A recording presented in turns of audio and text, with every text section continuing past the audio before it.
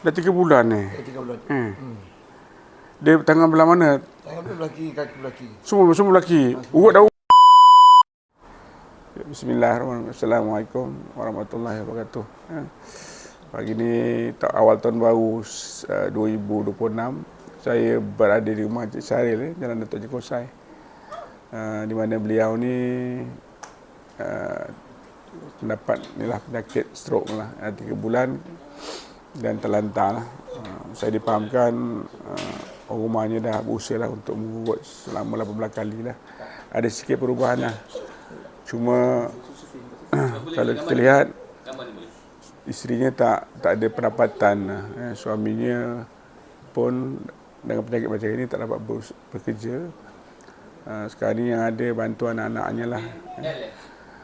Pagi ni tim Sepajaran hadir untuk melihat apa keperluan yang ada.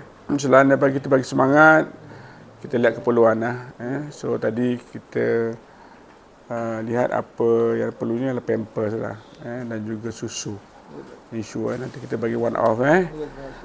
Cik Syaril kena kuat semangat, kena usaha untuk bergerak juga, walaupun dah 3 bulan ni kena usaha. Memang kena semangat kuat sikit.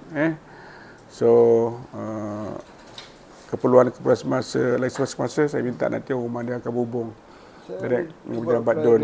Saya cuba buat rehat. Oh yes. Dekat Melaka, doktor kata Melaka biasa ada kosong. Ada. Saya nak cuba cerah. Itu bawah sosoh. Itu bawah sosoh. Sosoh kan hantar. So nanti kita usahakan juga minta sosoh segerakan lagi bantuan keperluan harian ni lah. InsyaAllah lah, mudah-mudahan dapat segeralah. Itu saja. Wabillahi taufiq wa hidayah. Assalamualaikum warahmatullahi wabarakatuh.